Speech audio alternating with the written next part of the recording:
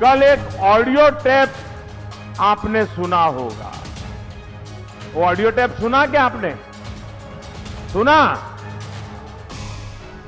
5 लोगों की दुखद मृत्यु के बाद दीदी किस तरह राजनीति कर रही है, ये इस ऑडियो टेप के अंदर साफ साफ खुल गया है, सामने आता है। ছেলেদের নয় মায়েদের লড়াইটা লড়তে হবে।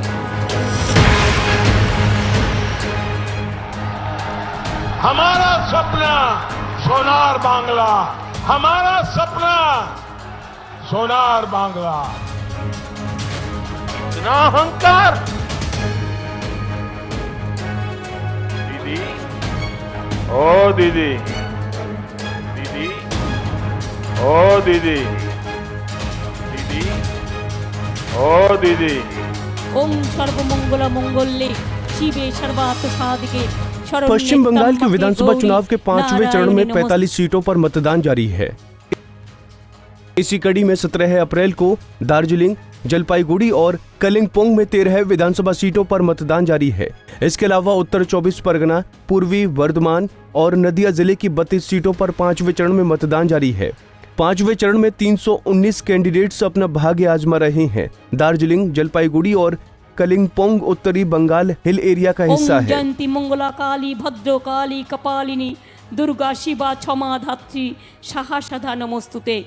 2019 के लोकसभा चुनाव में इस हलके में बीजेपी ने दमदार प्रदर्शन किया था, लेकिन ममता दीदी ने गोरखा जनमुक्ति मोर्चा के नेता बिमल गुरुंग के साथ गठबंधन कर बीजेपी को पीछे छोड़ने का दाव चला है। तृणमूल कांग्रेस ने इस इलाके की 3 सीटें बिमल गुरुंग के खाते में दी हैं। वहीं बीजेपी भी 2019 के लोकसभा चुनाव में हासिल हुई सियासी जमीन को कायम रखने के लिए पूरी ताकत झोंक रही है। आइए सबसे पहले इस इलाके की विधानसभा सीटों के मजबूत दावेदार पर डालते हैं एक नजर। ये पैसे दिल्ली से भारत सरकार किसानों के खाते में जमा करना चाहती थी। जलपाईगुड़ी जिले की 7 सीटों पर बीजेपी टीएमसी में है सीधा मुकाबला। जलपाईगुड़ी जिले की 7 में से 6 सीटें एससी और एसटी के लिए हैं आरक्षित। धूपगढ़ी में बीजेपी के विष्णुपद राय और टीएमसी के मिताली राय में है टक्कर। मैनागुड़ी में बीजेपी के कौशिक रॉय और टीएमसी के मनोज रॉय में है लड़ाई। जलपाईगुड़ी में बीजेपी के सुजीत सिंघा और टीएमसी के प्रदीप वर्मा में है मुकाबला। राजगंज में बीजेपी के सुपेन रॉय और टीएमसी के खगेश्वर रॉय में है टक्कर। देवग्राम फुलबारी में बीजेपी के शिखा चटर्जी और टीएमसी के गौतम देव में है लड़ाई। ममता सरकार में पर्यटन मंत्री रहे गौतम देव की होगी अग्नि परीक्षा। माल सीट में बीजेपी के महेश बागे और टीएमसी के बुलूचिक बड़ाइक में है मुकाबला। नगर काटा सीट में बीजेपी के पुणे भेंगरा और टीएमसी के जोसेफ मुंडा में है टक्कर। वहीं हिल एरिया में दार्जिलिंग, कुर्सियांग और कलिंपोंग 3 विधानसभा सीटें आती हैं। पहाड़ के इन 3 हॉट सीट पर इस बार त्रिकोणीय मुकाबला होने जा रहा है। दार्जिलिंग लोकसभा के अंतर्गत दार्जिलिंग, कुर्सियांग और कलिंपोंग में ये 3 विधानसभा सीट आती हैं। तीनों सीट इस बार काफी दिलचस्प सीट इसलिए है कि इस सीट से एक तरफ गोरखा जनमुक्ति मोर्चा की 2 विंग्स में मुकाबला है। चाहे सहयोग के लिए आए या फिर करप्शन की जांच के लिए, दीदी उनको रोकने के लिए पूरे संसाधन लगा देती है। दीदी तो वहीं बीजेपी की इन 2 विंग्स से सीधा मुकाबला होना है।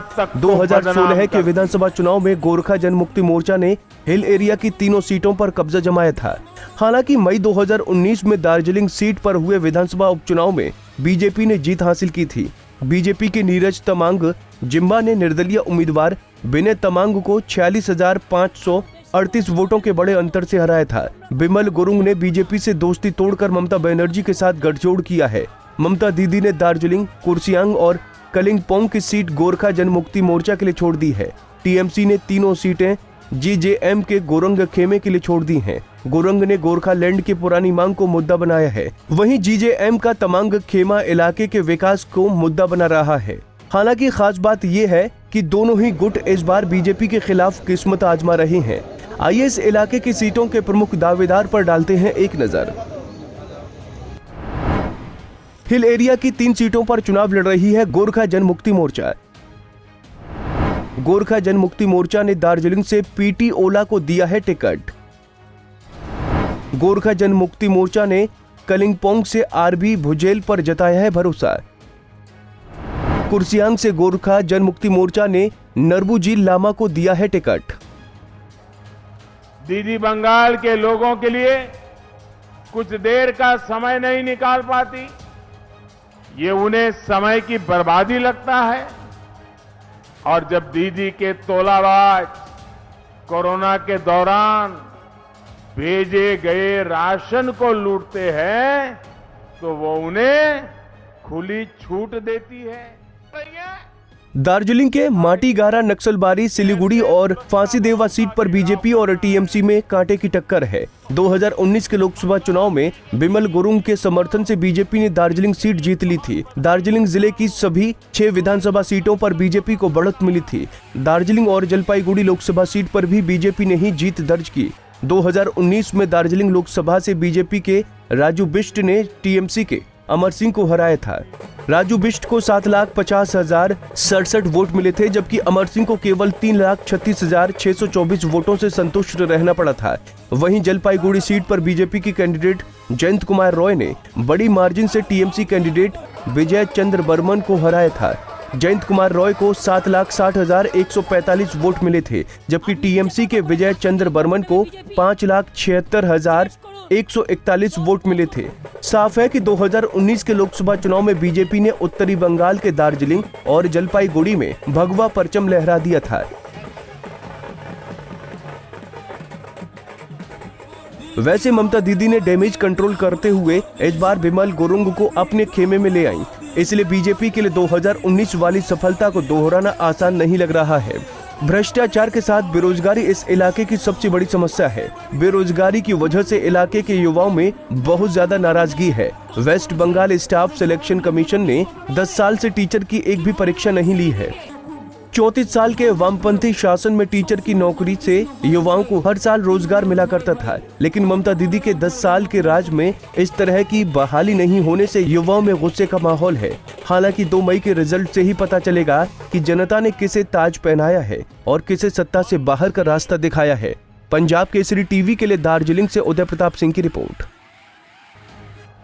नीति आयोग की गवर्नेंस काउंसिल की बैठक हो, बाकी मुख्यमंत्री आए लेकिन दीदी नहीं आई। मां गंगा की सफाई के लिए देश में इतना बड़ा अभियान शुरू हुआ, लेकिन दीदी उससे जुड़ी जो बैठक होती है उसमें भी नहीं आई।